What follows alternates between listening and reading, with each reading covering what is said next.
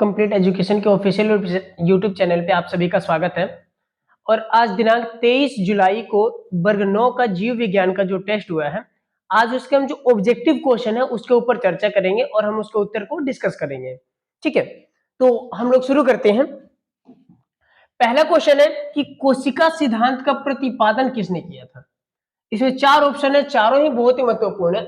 यदि आप ध्यान नहीं देंगे तो जाहिर सा बात है कि आप यहाँ पे गलती कर सकते हैं। पहला ऑप्शन है इसमें रॉबर्ट हुक, दूसरा है लिवेन हुक, तीसरा ऑप्शन है जैनसन और चौथा है स्लीडन और स्वान। अब देखिएगा, रॉबर्ट हुक भी बहुत महत्वपूर्ण है कोशिका के लिए, क्योंकि कोशिका का खोज इन्होंने ही किया था।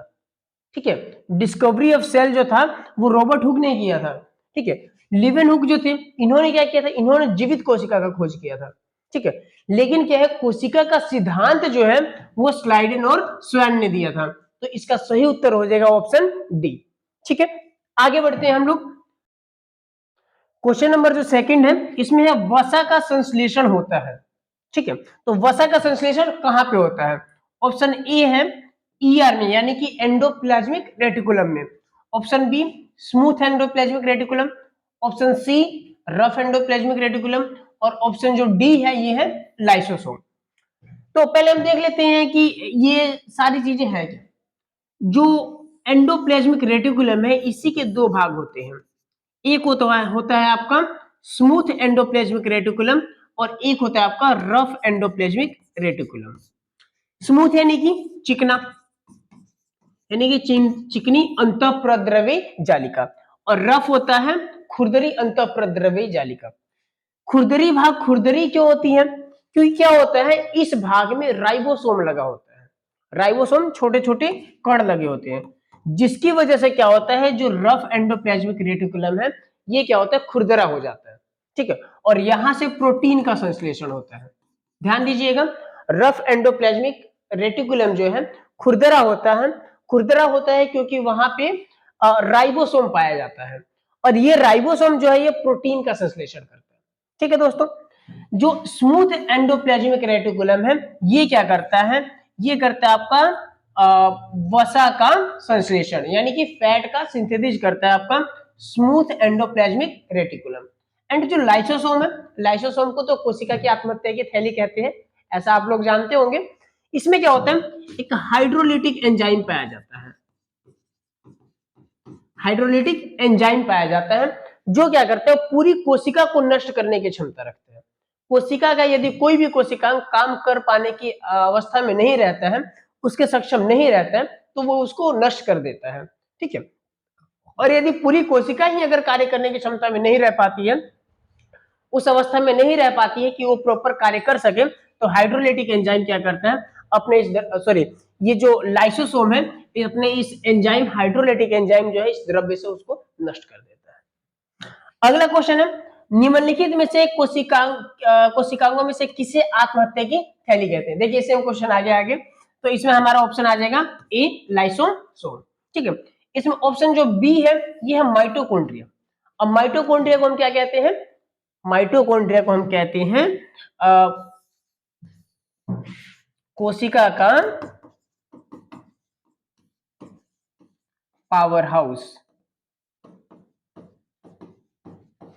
ठीक है, और ऑप्शन सी है एंडोप्लाज्मिक रेटिकुलम जिसके ऊपर अभी हमने चर्चा किया था, और ऑप्शन डी है केंद्रक। तो इसका सही उत्तर हो जाएगा क्वेश्चन नंबर 3 का सही उत्तर होगा आपका ऑप्शन नंबर ए। ठीक है, यानी कि लाइसोसोम। क्वेश्चन नंबर 4 कह रहे हैं कि पौधे में गैसों का आदान प्रदान किस क्रिया द्वारा होता है, यानी गैस को पौधे के अंदर लेना है और फिर क्या करना है बाहर भी छोड़ना है। तो इस प्रक्रिया में जो होता है, इस क्रिया में होता है विसरण की प्रक्रिया से जो पौधे हैं गैसों का आदान प्रदान करते हैं। ठीक है, इसके अलावा जो क्वेश्चन नंबर 5 है इसमें लिखा हुआ है कि निम्नलिखित में से किसमें डीएनए पाया जाता है। अब ध्यान दीजिएगा, डीएनए जो है वो केंद्रक में ही पाया जाएगा। केंद्रक के अंदर ही न्यूक्लियस, यानी न्यूक्लियस केंद्रक को ही कहते हैं। इसके अंदर ही क्या है डीएनए, जीन, क्रोमोसोम, ये सारी चीजें कहां पाई जाएगी आपके इस डीएनए में।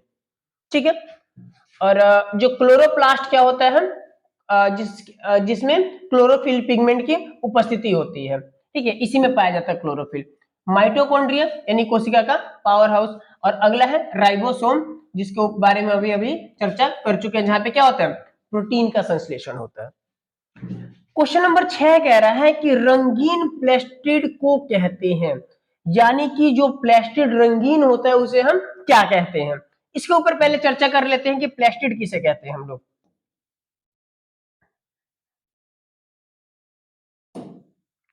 प्लास्टिड यानी उसे हिंदी में हम कहेंगे लवक। लवक तीन प्रकार का पाया जाता है पादप में। एक पाया जाता है रंगीन, ठीक है, एक पाया जाता है रंगहीन। ध्यान दीजिएगा, रंगीन और रंगहीन। और जो तीसरा प्रकार है ये पाया जाता है, ये आपका क्लोरोप्लास्ट।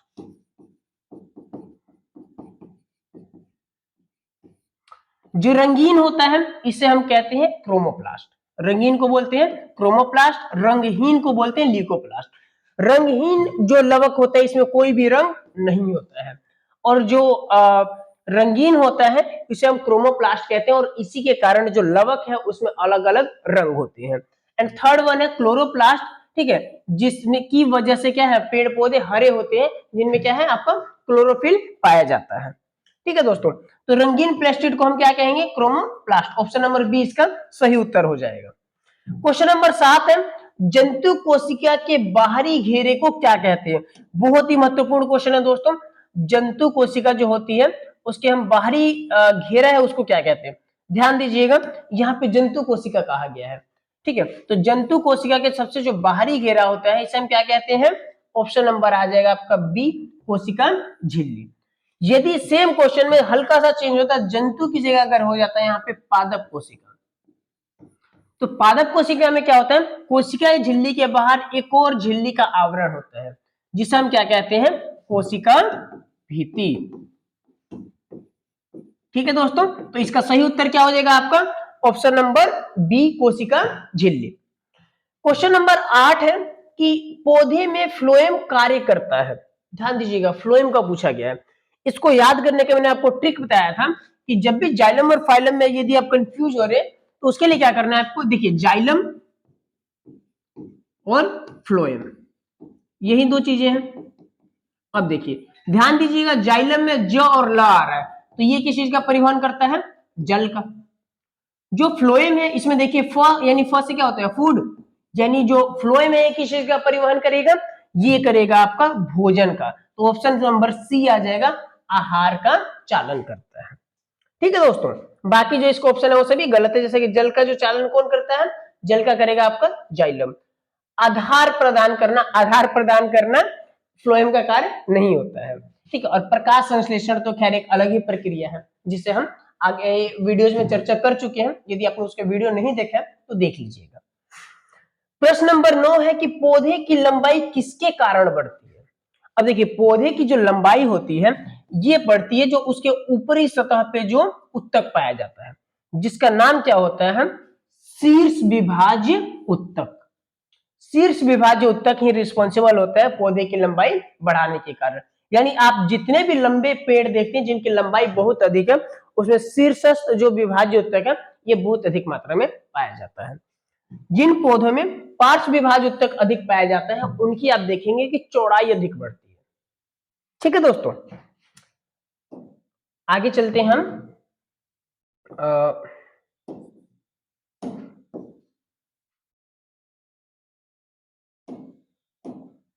आगे प्रश्न है,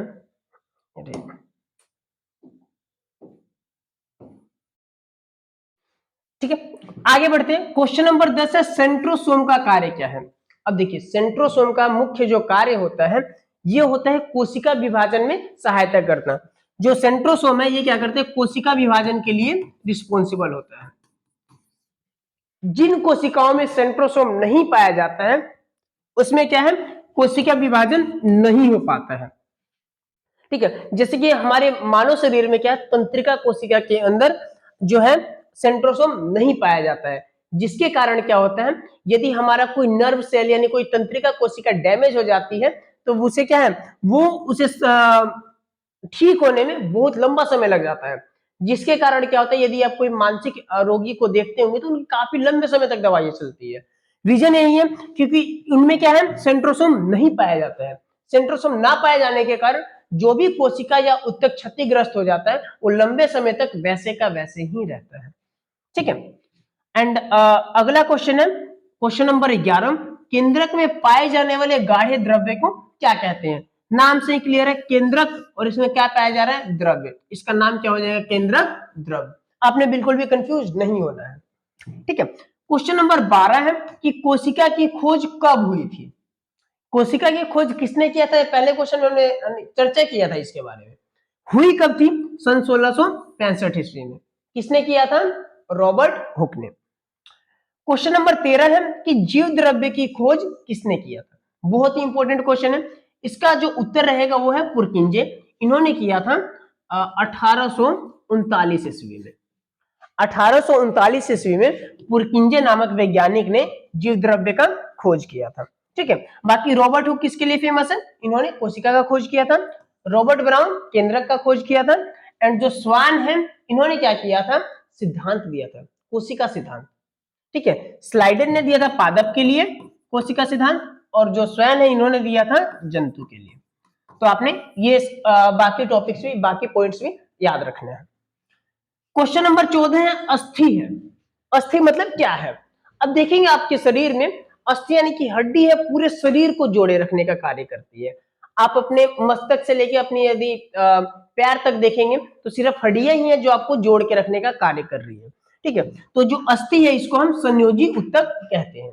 ठीक है। तो अस्थि क्या आ जाएगा? ऑप्शन नंबर बी इसका सही उत्तर होगा, संयोजी उत्तक।